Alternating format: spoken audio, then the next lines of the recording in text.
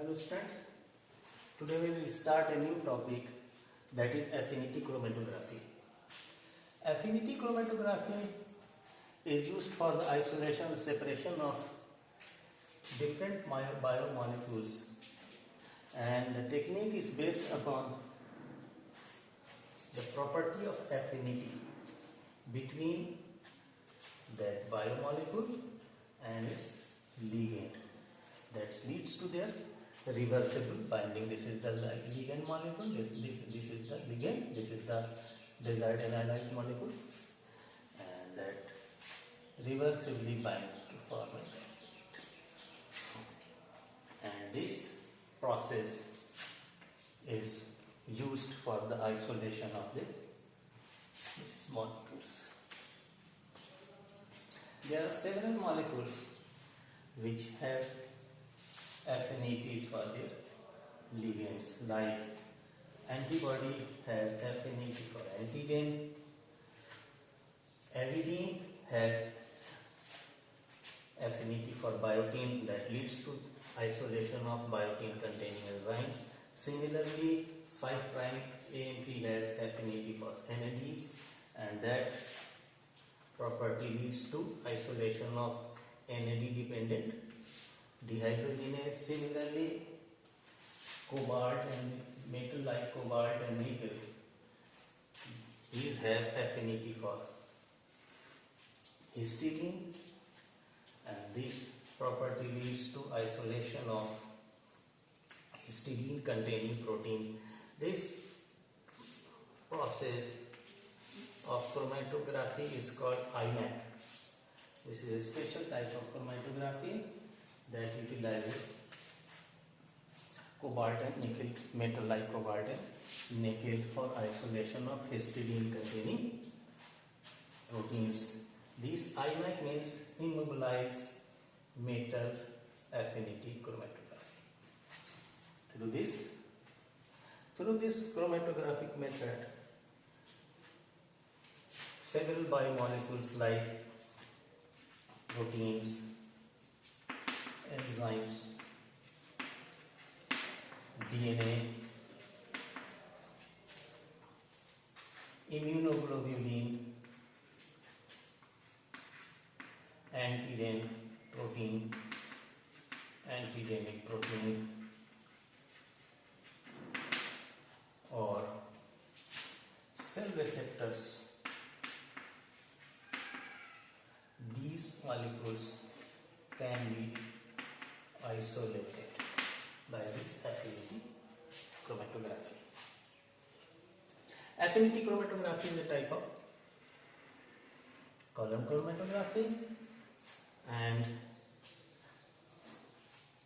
it is based upon a matrix, a stable matrix attached to the column. The component of affinity chromatography consists of three things, which is the stationary phase,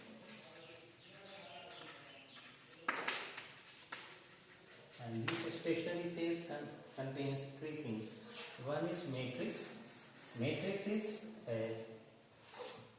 a stable insoluble component. This may be made of cellulose, this may be made of silica, this may be made of polystyrene, this may be made of dextran. These are commonly used compounds for the formation of matrix, and to this stable matrix a ligand is bound. Selection of ligand depends on the type of molecules which is to be isolated, and that molecule should have affinity for the ligand molecules.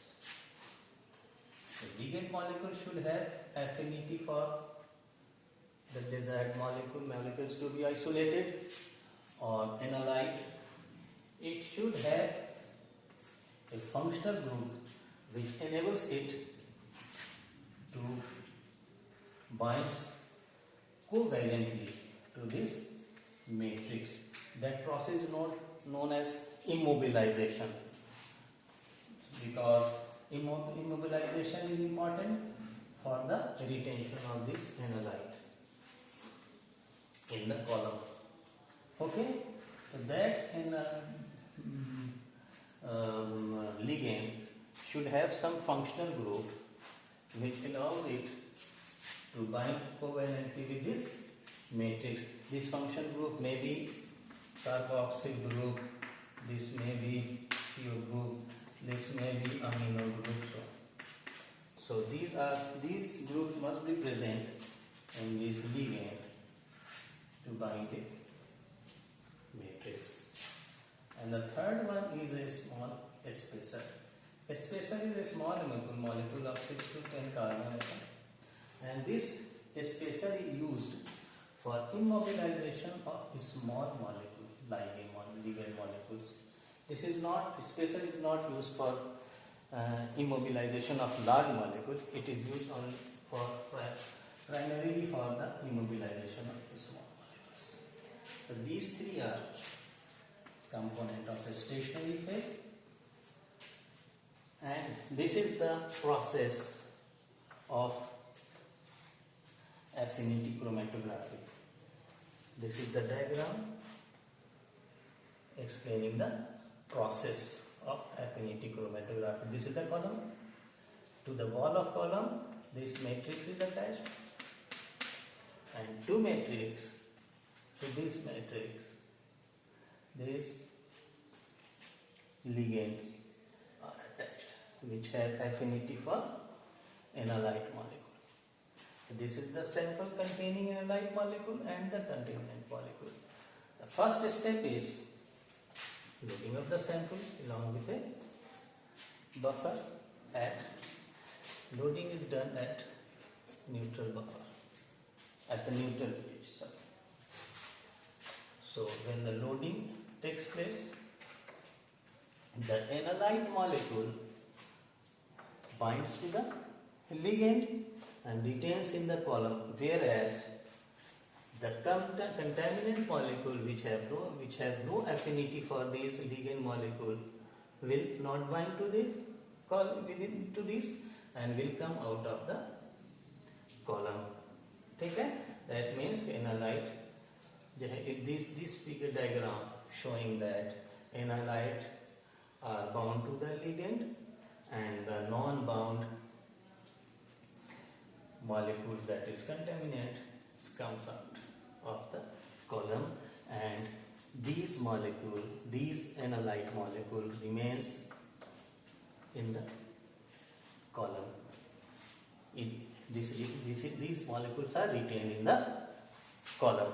The first step, that means through this step, the analyte molecule is separated from these contaminants, and the next step is their collection, and that is brought about by non-specific elution. During non-specific elution, this is brought about either by change in the pH or change in the salt concentration or ionic concentration. Okay? Change in the ionic concentration or change in the pH changes the ionic status of the molecule or the ligand, resulting in destruction of the interaction and resulting in the separation of ligand from the analyte molecule, resulting in the elution of the analyte. Okay, this is the process through which the first is separation of the ligand of the analyte molecule from the contaminant molecule, okay, by the use of these ligand molecules. And the second step is separation and elution of these analytes. This is brought about by change in the pH or change in the salt concentration. Okay. And the same process is explained here also. This is the matrix, this is the spacer, this is the ligand. In the first step, this is the analyte. When a sample is loaded, this analyte will bind to this ligand molecule. Okay, and in the next step, for the separation, this figure explains this. This is this, and this figure is this. Okay, and this is here. The analyte is bound to the ligand, and the next step, when the pH is changed or ionic concentration is changed, these analytes get separated from this ligand, because the change in the pH or change in the ionic concentration changes the ionic status of either these or this, resulting in the separation of these two molecules and this is indicated. Okay. So this is the basic principle of affinity chromatography. In the modern days, nowadays, the affinity chromatography is performed by high performance liquid chromatography. Okay? In high performance liquid chromatography, the chromatography is carried out under high pressure, and this high pressure increases the resolution. That is the resolution in how efficiently the molecules are separated. Okay, and this also helps in quick completion of the process or save the time of the experiment. Okay, so this is the process of affinity chromatography. Hope you have liked this lecture, and in the next class we will discuss high performance liquid chromatography and gas chromatography. Okay, so that is the today's lecture. Hope you have enjoyed it.